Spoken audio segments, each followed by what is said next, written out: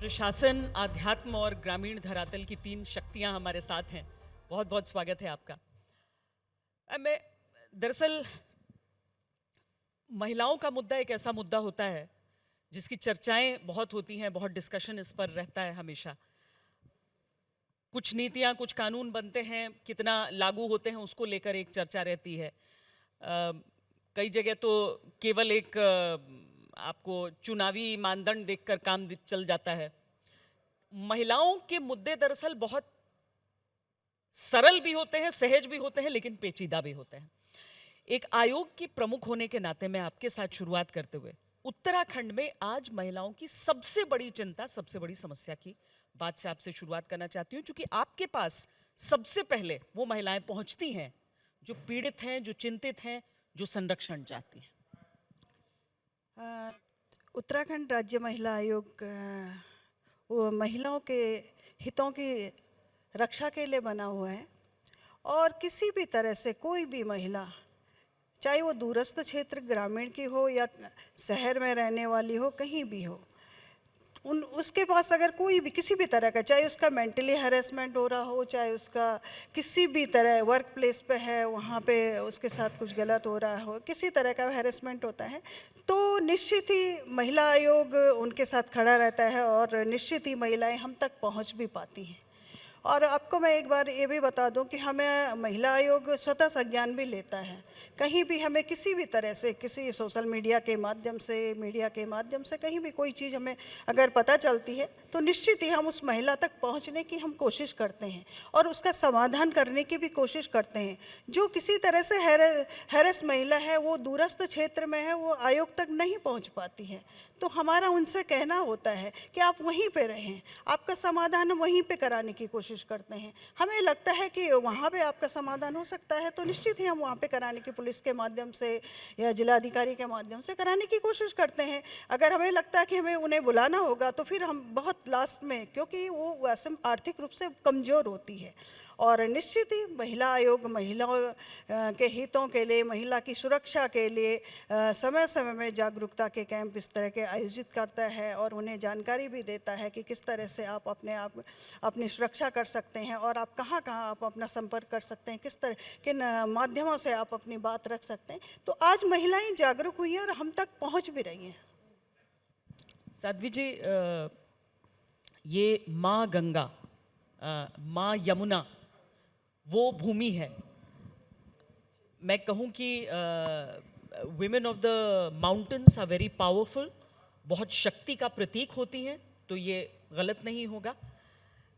आपके हिसाब से, जितना आप 30 साल से भारत में हैं, उत्तराखंड में हैं, आपने क्या महसूस किया है भारत की महिलाओं के बारे में, उत्तराखंड की महिलाओं के बारे में? सबसे पहले मैं भारत की नारी शक्ति को, सारे नारी शक्ति को, बट खासकर भारत की नारी शक्ति को प्रणाम करती हूँ, और भारत में उत्तराखंड और खासकर जो पहाड़ में रहते हुए नारी शक्ति को प्रणाम करती हूँ। जब मैं आए 30 वर्ष पूर्व ऋषिकेश आए, लंबी कहानी में उसमें नहीं जाऊंगी, लेकिन जब मैं आए और माँ गंगा ने मेरे दिल को ऐसे खींच लिया, मैंने पहले सोचा ही नहीं था कि मैं यहाँ रुक जाऊंगी। मैं एक एडवेंचर ट्रिप के लिए आए बैकपैक के साथ। मैं तो हॉलीवुड से हूँ, स्टैनफोर्ड यूनिवर्सिटी से ग्रेजुएशन की, मैं PhD कर रही थी, तो बस एक घूमने के लिए, एडवेंचर के लिए आए। लेकिन माँ गंगा की शक्ति इतनी है, हिमालय की शक्ति इतनी है, और यहाँ की संस्कृति की, जो हिमालयन संस्कृति, इतनी शक्ति है उसमें कि मेरे दिल को भी खींच लिया, शरीर को भी खींच लिया, और मैं रुक गई। और यहाँ की खासकर जो पहाड़ी नारी शक्ति से, इतना सीखा मैंने शुरू शुरू से, क्योंकि हॉलीवुड में, लॉस एंजलिस में, बेवरली हिल्स में, उसी दुनिया सभी लोग केवल पैसा इकट्ठे करने के लिए चक्कर में हैं।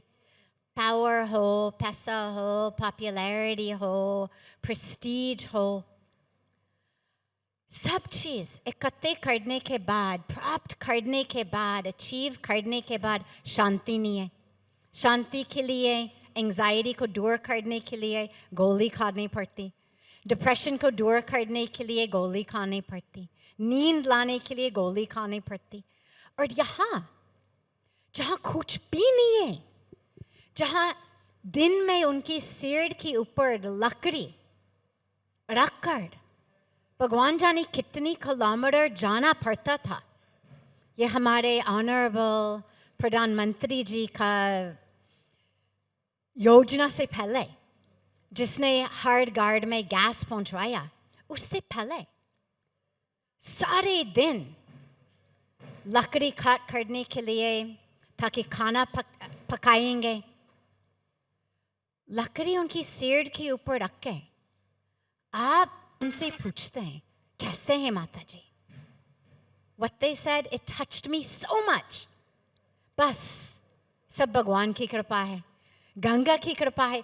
लॉस एंजलिस में जहाँ सबके पास सब कुछ है, किसी से पूछो हाउ आर यू, अरे ये हो गया, this happened, that happened, this problem, that problem. और यहाँ हिमालयन में जहाँ वेस्टर्न स्टैंडर्ड ऑफ पॉवर्टी के नीचे से लोग जी रहे थे इन दिनों में, ये 30 वर्ष पहले की बात थी, इन दिनों में फिर भी that शक्ति was so strong कि उनमें जो शांति, जो आनंद was so much कि उनसे मैंने इतनी सीखा। और आज इतना विकास हो गया इन दिनों में, जब रहने लगे और हिमालय में जाने का अवसर मिला, तो हम देखते थे छोटी सी बच्चे तेल में, बाल में तेल लगाया, रिबन्स लगा के, इतना सुंदर से यूनिफॉर्म्स पहन के दूर दूर दूर जा रहे थे स्कूल जाने के लिए। तो फिर हमको लगा कि कुछ स्कूल्स खोलना है, नारी शक्ति के लिए, विमेन सेंटर खोलने के लिए, रोजगार देने के लिए, ट्रेनिंग देने के लिए। तो काफ़ी सारे स्कूल्स, विमेन सेंटर्स हमने खोला, खासकर स्लम एरियाज़ में, ताकि बच्चों को शिक्षा मिलेगा।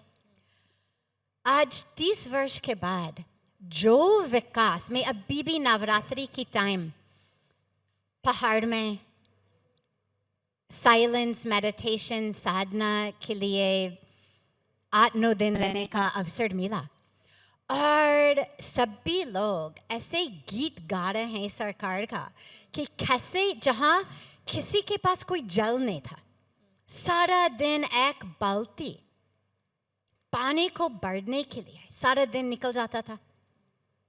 आज हर गार्ड में नल, हर नल में जल। और वो इतनी खुश थे, और फिर इतना एक्स्ट्रा समय आ गया, और वो गैस वाला योजना से फिर लकड़ी को कट करना नहीं पड़ेगा। लेकिन अब जो एक्स्ट्रा समय आ गया उनके पास, वो समय पेड़ लगाने में देना चाहिए। अब पेड़ को कट नहीं करना पड़ेगा, लेकिन जो समय है पेड़ लगाने के लिए करना है। मैं याद करती हूँ अपनी चिपको की मूवमेंट, जिनकी वजह से आज उत्तराखंड बचे हुए हैं। All of the beautiful forests, the trees, because अपनी नारी शक्ति ने कहा कि these trees are not separate from me. We are one with the Creator, and so we are one with the creation. That same divinity जो हम अपनी मंदिर में, जिनकी पूजा हम करते हैं, it also lives in Mother Nature. It lives in Mother Earth. How they hugged those trees, उनकी वजह से we are here. वो हिम्मत, वो शक्ति उस समय भी दिखाई। लेकिन सुशीला जी, साध्वी जी के अनुसार बहुत चीज़ें बदली हैं, पर उसके बावजूद अगर मैं आपको देखती हूँ तो मैं एक ऐसी महिला को भी देखती हूँ जिसके घर की जिम्मेदारियाँ नहीं खत्म हुई हैं, एक्स्ट्रा जिम्मेदारी एक सरपंच की भी मिल गई है, एक्स्ट्रा आपको बाकी सारी चीज़ें भी करनी है। लेकिन उसके बीच में क्या आपको एक्स्ट्रा जो अतिरिक्त अवसर भी मिले हैं मैंने देखा लखपति दीदी की योजना चल रही है उत्तराखंड में। क्या होम स्टेज जैसी चीज़ें ये सब शुरू कर पा रहे हैं आप लोग, जो फाइनेंशियल इंडिपेंडेंस, जो आर्थिक स्वावलंबन है, उसकी दिशा में बढ़ पा रही हैं गाँव की महिलाएं? जी, सबसे पहले मैं इंडिया टुडे का धन्यवाद करती हूँ, और जिन्होंने मुझे यहाँ पर, मैं एक सीमांत गांव की पूर्व प्रधान हूँ के यहाँ पर अवसर दिया है, मैं सभी का स्वागत करती हूँ। कुसुम कांडवाल जी महिला आयोग अध्यक्ष जी, और साध्वी जी लेखिका हैं एक, उनका सभी का स्वागत करती हूँ और धन्यवाद भी करती हूँ। हमारा जो पर्यटन होम स्टे है, उन पे सरकार ने बहुत बड़ा बढ़ाव दिया है, और आते हैं टूरिस्ट लोग जो हमारी जो संस्कृति है अपनी, हम अपनी संस्कृति से अपना जो लोकल अपना घर का जो खाना बनाना होता है, सभी लोग उसी की मांग करते हैं जो हमारा घर का अपना पर्सनल होता है। जैसा कि हमारे घर के चावल, और हमारे जो खेतों में उगाया जाता गेहूँ, मंडवा हो गई, और मारछा जिसको रामदाना बोलते हैं, उसकी रोटी बनती है, और आलू हो गए, राजमा हो गई, हमारी जो हरी सब्जी होती हैं, कंडाली होती है, राई पालक, सभी की मांग जो वो लोग करते हैं। और हमारे ऊपर पूरा उत्तराखंड में जो भी गांव पुराने भवन बने हुए हैं, उनकी मांग करते हैं वो रहने के लिए, कि हम तो हमेशा बड़े बड़े भवनों या ईंट लेंटर कंक्रीट से बने हुए मकान हैं, हमेशा उसी पे रहते हैं, तो वो पुराने घरों की मांग करते हैं। तो आपके गांव में चल रहा है, कितने लोग होम स्टे? हमारे गांव में लगभग 50-55 होम स्टे बने हुए हैं। अच्छा, जी, कितने साल हो गए ये सब? हो गए अब 2015-16 से। 15-16 से। जी, तो उससे जो कमाई आती है किसके पास जाती है? वो घर तो की खुद औरत की के अपनी पास? कमाई होती है। जी हाँ। मतलब कंट्रोल किसके पास रहता है जी, उसका? जी, लेडीज के पास? लेडीज के पास भी होती है, पुरुष के पास भी होती है, जिनकी जितनी मेहनत होती है अपना अपना वो करते हैं लोग। नहीं, मैंने तो देखा है कि पहाड़ों में औरतें ज्यादा काम करती हुई दिखती हैं। जी, सच है ना? जी, उत्तराखंड में वैसे तो पूरा उत्तराखंड में देखिए तो महिलाएं जो पहाड़ की तरह मजबूत हैं हमारी। हाँ। जी, मैं एक अपने आप खुद घर का काम करती हूँ। जैसे खेतों में जाना है, लकड़ी लाना है, घास लाना है, पशुओं को पालना है, ये सब हमारा अपना काम सब होता काम है। रहता जी, है। पहाड़ की तरह मजबूत है महिलाएं पहाड़ की। जी, बहुत ज़रूरी होता है फाइनेंशियली इंडिपेंडेंट होना, आर्थिक स्वावलंबन होना एक महिला का। और वहीं से क्या आप मानेंगी कुसुम जी कि वहाँ से शायद एक बदलाव, जो हम कहते हैं ना कि शिक्षा पहले अपने अपने बेटियों को पढ़ाओ, पढ़ाने के बाद वो अगर अपने पैरों पर खड़ी हो सकती हैं तो बहुत सारी समस्याएं वहीं से ख़त्म हो जाती हैं। हाँ, सबसे पहले तो मैं कहूँगी कि जो अपने लखपति दीदी वाली बात की है, आज उत्तराखंड सरकार ने लखपति दीदी को देख के जो हमारी ग्रामीण स्तर की जो हमारी महिलाएं हैं, उन्हें सशक्त और मजबूत करने के लिए स्वयं सहायता समूह के माध्यम से जो एक ये महिलाओं को अपने पैरों पे खड़े करने की योजना है। आज मैं कहूँगी लगभग 1.5 लाख से ज़्यादा महिलाएं हमारी आज लखपति दीदी बनी हैं, और निश्चित ही वो अपने पैरों पे खड़ी हुई हैं। अपने साथ बहुत सारी महिलाओं को जोड़ के उन्होंने इस तरह के अपने जो अपने यहाँ जो भी प्रोडक्ट उनका हो रहा है उसे लेके वो सशक्त हुई हैं, मजबूत हुई हैं। तो निश्चित ही महिलाएं आज अपने पैरों पे खड़ी हुई हैं। शहर की बात करूं मैं तो शहर में भी जो हमारी महिलाएं हैं, आज हमारे महिलाएं ई रिक्शा चला रही हैं, ड्राइवर बन रही हैं। तो कहीं ना कहीं सरकार की इन योजना का लाभ वो उठा रही हैं, और निश्चित ही वो अपने आप में सशक्त और मजबूत होती नज़र आ रही हैं। तो मैं देखती हूँ कि बहुत, क्योंकि समूह के साथ अक्सर हमारा भी बैठना होता है, तो हम देखते हैं कि किस तरह ऑनलाइन आज हमारी पहाड़ की महिलाएं ऑनलाइन अपना नमक बेच रही हैं, बहुत सारी चीज़ें हैं। तो कहीं न कहीं जिस तरह से सरकार की योजनाएं हैं वो धरातल पर आ रही हैं, महिलाओं तक पहुंच रही हैं। और आज अपने बेटी की बात कही है कि बेटी हमारी अगर कहीं पढ़ लिख के बनती है, आज तो बेटी हमारे सर्वोच्च पदों पे है। आज आप देखेंगे कि मैं तो सशक्तिकरण का आपको ही देख रही हूँ, आप भी तो एक बेटी हमारी हैं।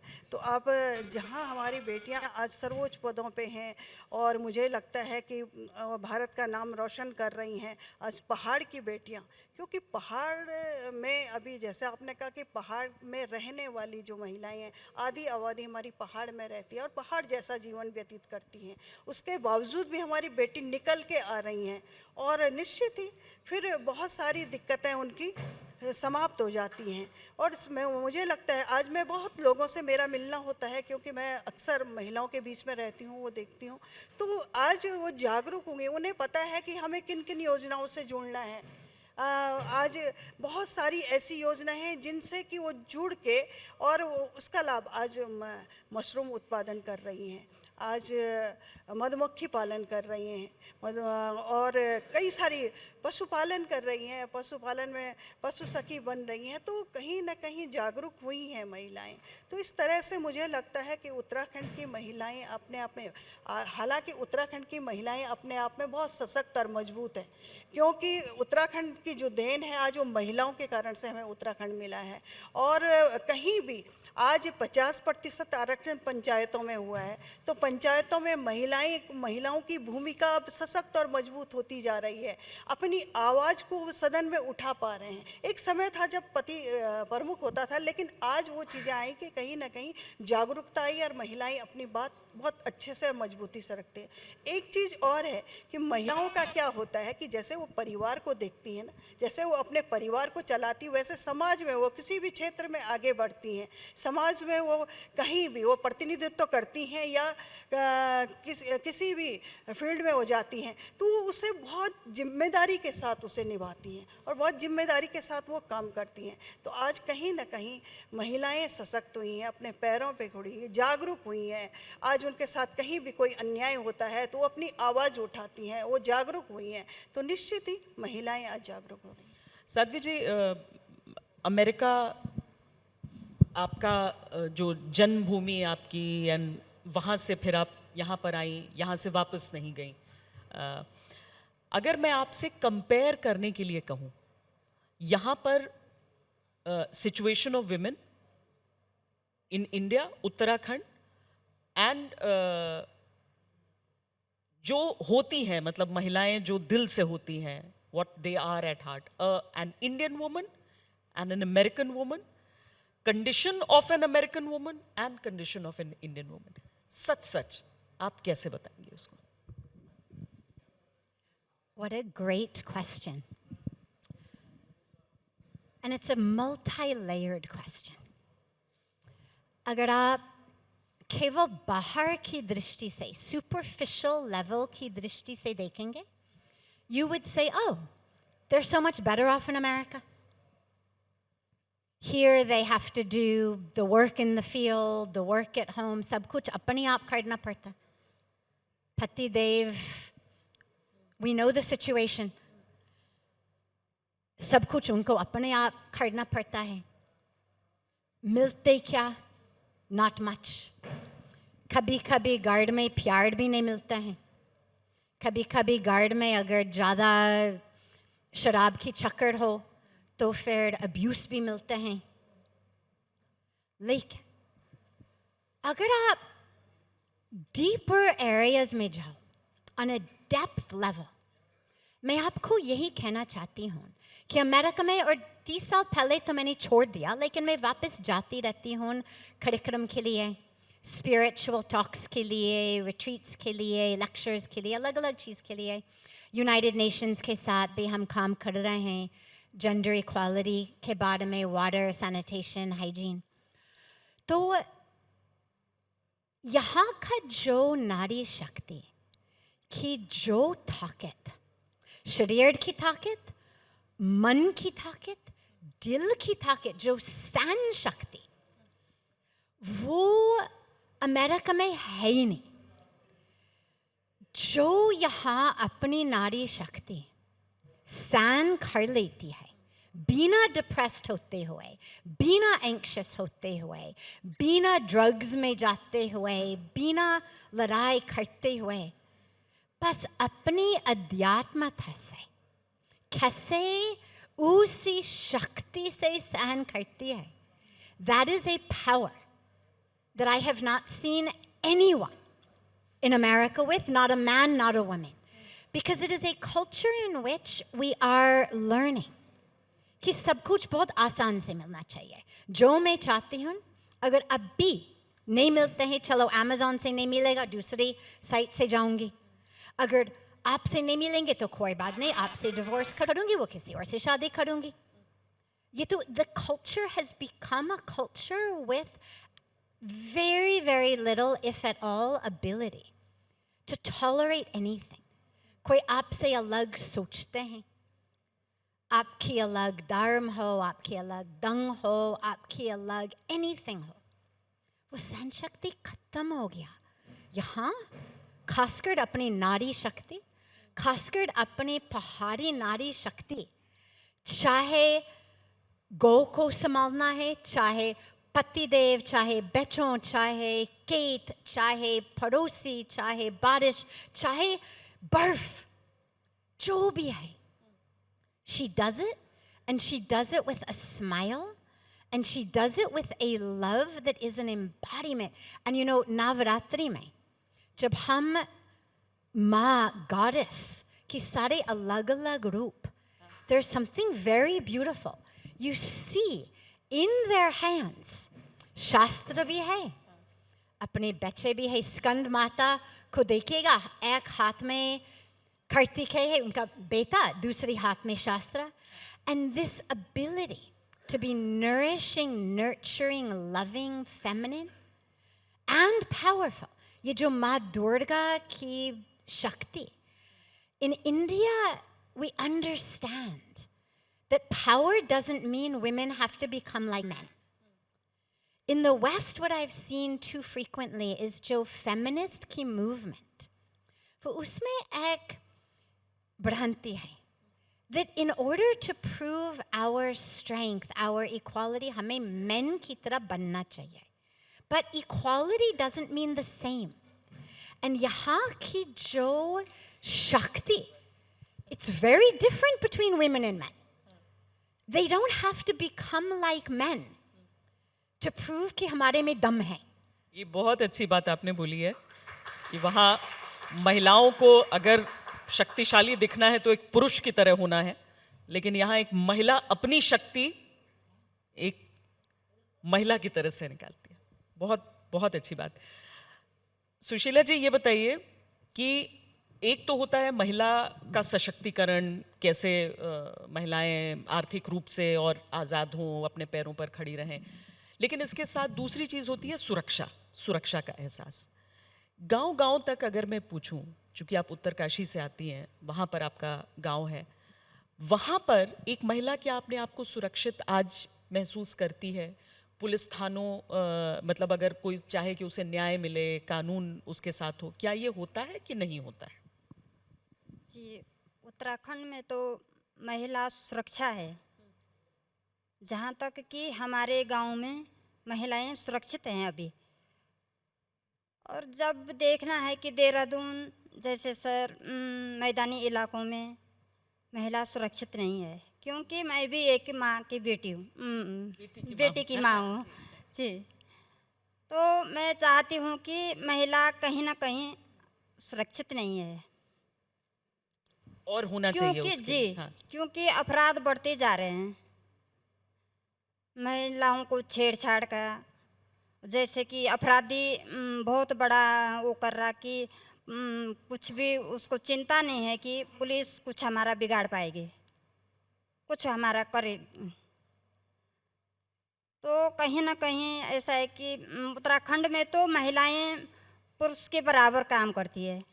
पुरुष बाहर जा रहे हैं, विदेशों में होटल में काम करने जाते हैं, तो महिलाएं खुद अपनी सुरक्षा अपने आप कर लेती है। कुछ अपराध हो जाए तो लड़ भी सकती है।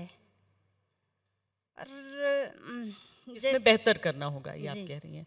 और सुरक्षा की बात करते हैं तो पहाड़ों में सुरक्षा की, ये जानवरों से सुरक्षा चाहिए।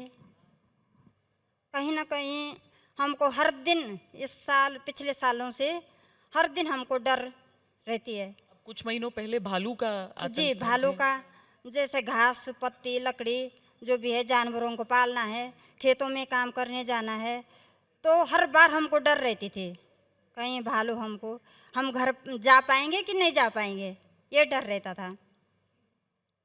और एक सुरक्षा है हमारे, जैसे प्रसव के टाइम पे हमारी महिलाएं, पूरे उत्तराखंड की समस्या है वो, प्रसव के टाइम पे बोलते हैं कि जिला स्तर से नहीं होगा, देहरादून चले जाओ, तो देहरादून पहुंचाते पहुंचाते वो अपना जीवन खत्म हो जाता है। ये सबसे बड़ी समस्या है। ये वाकई बड़ी समस्या है, जहां पर हम कहते हैं कि हमें जिला में एक और अस्पताल सरकार नहीं चाहिए, क्या करते हैं, बल्कि जैसे गांव-गांव का जी, रीच भालू कैसे का बढ़े। हाँ। जो हुआ, भालू आक्रमण रहा, तो बोलते हैं कि हम मुआवजा दे देंगे, उसी से अपने वो पूरा कर दो। और मैं ये चाहती हूँ कि सरकार से कि इस पे ठोस कदम उठाएं और मैं जानवरों का उसके लिए, समाधान क्योंकि महिलाओं करें। को अकेले जी, जाना पड़ता है जी। खेत में और उस समय। पहाड़ों जी। में ये बड़ी समस्या। कुसुम जी, ये तो उन्होंने, मतलब मुझे लगता है कि इससे सीधे सपाट तरीके से और कोई नहीं रख सकता है अपनी बात की सुरक्षा कैसी, उसमें न कोई राजनीति है न कुछ, उनकी समस्या है ये, और मुझे लगता है कि जो सत्ताधारी हैं उन्हें इसके बारे में सोचना ही होगा। मैं महिला आयोग का नुमाइंदा होने के नाते आपसे ये सवाल पूछती हूँ कि जब अंकिता भंडारी जैसा एक केस होता है, वो कितना बड़ा प्रहार एक राज्य को, उसकी मानसिकता को, उसके दिल को, उसकी आत्मा को पहुंचा जाता है, और कितनी बड़ी जिम्मेदारी महिला आयोग का सदस्य होने के नाते, उसका अध्यक्ष होने के नाते आप भी महसूस करती हैं। हाँ, अंकिता भंडारी बहुत ही दुर्भाग्यपूर्ण रहा है। और मैं आपको बता दूं कि जब अंकिता भंडारी के साथ इस तरह की जो हम लोगों के बीच में नहीं रही हो, जैसे भी हुआ, सबसे पहले महिला आयोग के पास ही वो सारे लोग आए थे, जब उन्हें ये नहीं पता था कि वो कौन से ज़िले में है, कौन सा डिस्ट्रिक्ट है। तो उसके पिता, उसके रिश्तेदार, उसके जो दोस्त था, वो सब लोग मेरे पास ही आए थे। और सबसे पहले, तब तक हमें इतना अंदाज़ा भी नहीं था कि इतनी बड़ी कोई दुर्घटना घटी होगी, तो वो मेरे पास आए, तो मैंने तभी तुरंत संबंधित ज़िले को, वहाँ के जो जिलाधिकारी हैं, मैंने तुरंत टेलीफोन किया। मैंने कहा ये इनका कहना है कि इनकी बेटी गायब है, क्योंकि तब तक गायब का ही था कि गायब है। तो तुरंत मैंने उन्हें कहा कि मैं इनका तुरंत आप कीजिए, और तब तक वो राजस्व क्षेत्र में आता था, तो राजस्व क्षेत्र में आने के लिए मैंने कहा तो इसे आप रेगुलर पुलिस में तुरंत कीजिए, और निश्चित ही दूसरे दिन रेगुलर पुलिस में ट्रांसफ़र हो गया था। फिर मैंने एसएसपी को कहा, जैसे ही मैंने कहा ये रेगुलर पुलिस में आता है, आप इसमें तुरंत देखिए और कार्रवाई कीजिए, तुरंत कीजिए। फिर दूसरे ही दिन मैं माननीय मुख्यमंत्री जी से मिली, और तुरंत मुख्यमंत्री जी ने भी इसमें तुरंत कार्रवाई की। सरकार ने, आयोग ने पूरी तरह से उस परिवार के साथ खड़े होकर पूरी तरह से उनकी सहायता की, और आज जिन्होंने ये दुर्घटना, जिस तरह इतना बड़ा उस बेटी के साथ किया है, तो वो आज भी जेल में है, आजीवन कारावास वो वहाँ पे उनको मिला हुआ है। और दूसरी बात मैं आपको कहूँ कि मैं तो माननीय मुख्यमंत्री जी का आभार व्यक्त करती हूँ कि उन्होंने सीबीआई जांच भी कही, उनके परिवार, उनके माता पिता के अनुसार, तो वो भी सीबीआई जांच भी चल रही है। अब इस तरह से कुछ लोग क्योंकि इस बेटी की मौत पे हमें इस तरह का कोई राजनीति नहीं करनी चाहिए, क्योंकि हम सब की संवेदना उस परिवार के साथ है, उस बेटी के साथ है। जितना आयोग कर सकता था, जो आयोग के दायरे में था, आयोग ने पूरा किया। बल्कि एक पूरे देश भर से कुछ प्रमुख महिलाएं भी हमारे पास आई, हमने उन्हें बताया, उन्होंने देखा कि आयोग पूरी तरह से उनके साथ खड़ा है। जब भी कोई भी इस तरह का मैटर होता है, जब वो न्यायालय में चला जाता है फिर वो आयोग के उससे बाहर हो जाता है। तो इसमें मैं कहती हूँ कि सरकार ने, आयोग ने पूरी तरह से उस बेटी के लिए, न्याय के लिए पूरा काम किया है। और अब सीबीआई जांच भी उसमें चल रही है। तो निश्चित ही उसे, अगर किसी को लगता है कि इसमें कुछ और ठीक हो सकता है, तो दूध का दूध और पानी का पानी निकल के आएगा। हम यही उम्मीद करते हैं कि सीबीआई जांच के साथ कम से कम जिन मुद्दों को लेकर उत्तराखंड की जनता, और मुझे लगता है कि अक्रॉस पार्टी लाइन जो उत्तराखंड की जनता है वो इसमें न्याय की प्रतीक्षा करेगी।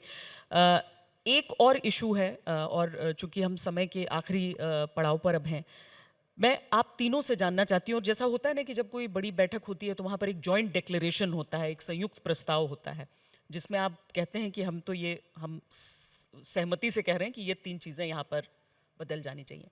क्या शराब को लेकर एक नीति की ज़रूरत है? बहुत महिलाओं ने मुझसे कहा है कि शराब से बड़ी दिक्कत हो जाती। क्या ये सही है? क्या आपने सुना है? क्या आप सहमत हैं इस चीज़ से? साध्वी जी, आपसे पूछ रही हूँ। मैंने डेफिनेटली सुना है। और देखिए, शराब से इतनी प्रॉब्लम्स होती हैं। मैंने अमेरिका में देखा, मेरा सबसे पहले 25 साल की जीवन वहाँ रहते हुए देखा, और यहाँ आकर उत्तराखंड में, पहाड़ में सुनते रहते हैं। तो प्रॉब्लम नंबर 1, जब पैसा की वैसे कमी है और पैसा जा रहा है शराब में, तो फिर इसका मतलब है कि पैसा का और समस्या है। खाना खरीदने के लिए, चाहे स्कूल हो, चाहे कपड़े हो, चाहे इतने सारे खर्चा होते हैं। तो वो पहली चीज़। दूसरी चीज़ है कि जब हम शराब के असर में हैं तो पता नहीं कि हम खा क्या रहे हैं। इसलिए लोग यूनिवर्सिटीज़ में, कॉलेजेस में, मैं हमेशा सबको कहती हूँ कि इसलिए नहीं पीना है क्योंकि फिर अगले दिन सुबह आप उठकर सोचेंगे कि अरे मैंने क्या किया, क्या बोला, किसके साथ यही किया, वो किया, जो मैं करना नहीं चाहती थी। लेकिन अगर हम शराब के असर में हैं तो सारी बुद्धि खराब हो जाते हैं, तो लोग इसलिए गलत चीज़ करते हैं। लेकिन जब घर में हो, जब परिवार में हो, then it's not nearly as innocent as just stupid mistakes in college or university. Then it becomes abuse. Abuse of the kids, abuse of the woman. And if they try to keep him from drinking, then even more abuse.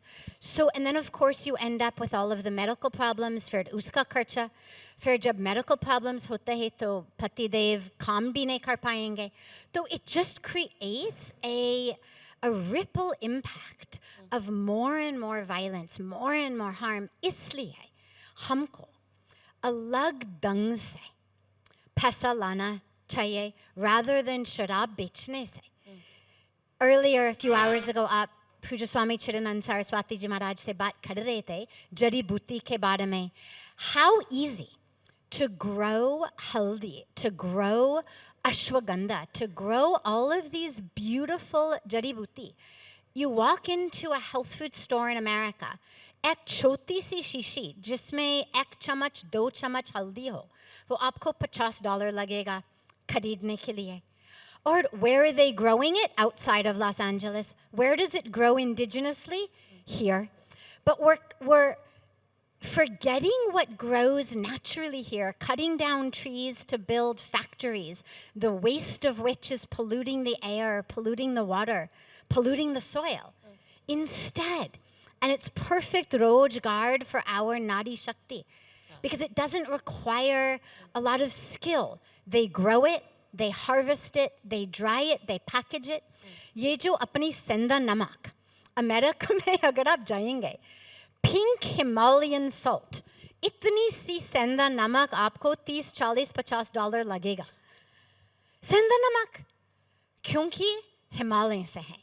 और अगर हम ऐसे business बनाने लगेंगे, Himalayan haldi, Himalayan ashwagandha, Himalayan ginger, all of these jari booty, cascade from the ladies of the Himalayas. Ganga jal से सिंचा हुआ है, the amount of money that could be generated from that for these villages is huge. और जैसे पूज्य स्वामी जी ने कहा, हम उसका पूरा सहयोग करने के लिए तैयार हैं, because this is the way to bring in money rather than selling alcohol. Things that are good for the people, good for the Sushila ji land. सहमत हैं आप इस बात से? शराब को लेकर कुछ कानून होना चाहिए कि नहीं होना चाहिए? होना चाहिए। परेशानी है उससे? परेशानी है, हमारी आने वाली भविष्य जो पीढ़ी है वो ख़त्म हो रही है। सबसे ज़्यादा नशा का ही प्रचलन हो रहा जी। इसमें तो खरीदने वाले तो खरीदेंगे, पर इसको जड़ से ख़त्म करना था। जैसे बोलते हैं कि हम तो बेचेंगे, ठेका खोलेंगे, क्योंकि सरकार का इसमें बढ़ाव है। होगा क्या, ये तो अब सरकार ही जाने। चलिए, बहुत बहुत धन्यवाद आप तीनों का इस पूरी चर्चा में जुड़ने के लिए। उम्मीद है कि आप सबके सुझाव सुने जो बनाते हैं कानून। बहुत बहुत धन्यवाद।